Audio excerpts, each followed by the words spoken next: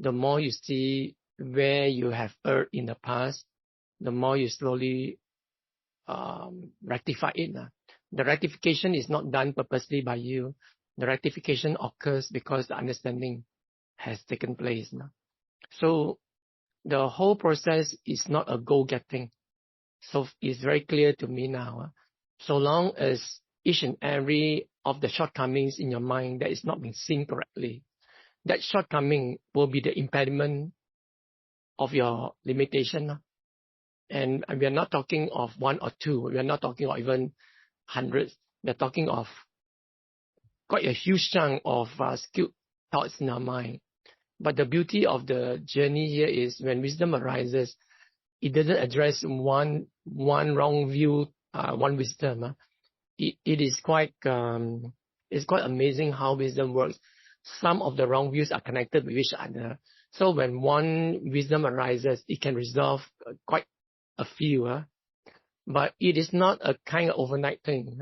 So for many of us who get stuck in our practice, just have in mind that you're not trying to achieve anything. You're trying to understand what is going on. And I couldn't say enough that the whole journey is about understanding. Even Brother Leong, I hear him saying that. Because most of the time we try to understand. No, I'm not talking about you trying to understand. What I'm conveying here is, anytime what your mind is thinking or what your mind is perceiving, anytime. When it says anytime here, including at this moment as you are listening to me, you are learning to explore the workings of your mind, how your mind works, what your mind is doing that is looking from a certain angle and in its limiting way is producing liking or disliking or even producing some fixated ideas from there. So the more you explore, the more you begin to understand how your mind works. So this whole journey has no result orientation at all. You have to get this very clearly. It is just either you learn or you don't learn any. And learn means what? Learn means it requires a lot of exploration, a lot of investigation, a lot of trying to understand what is going on in your mind.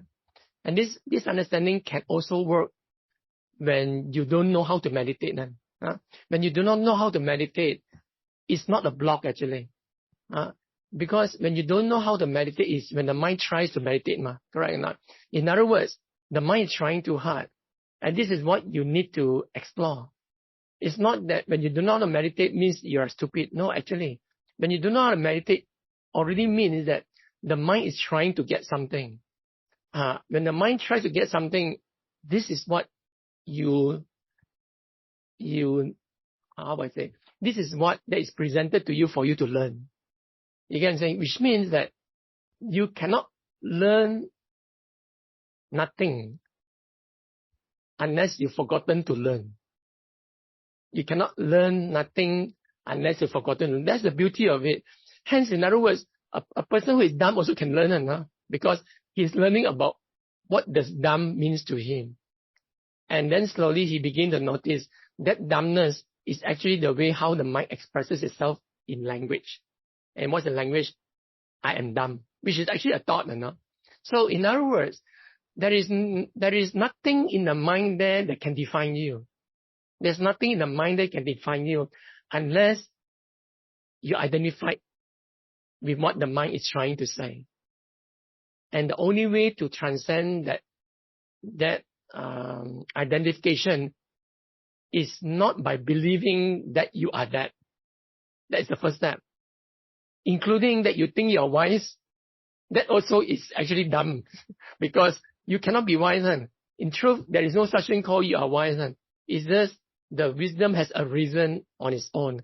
And to associate that wisdom is you is actually, I would say it's much more dumber than when you're dumb. Because you really get trapped in it and you cannot go further from that.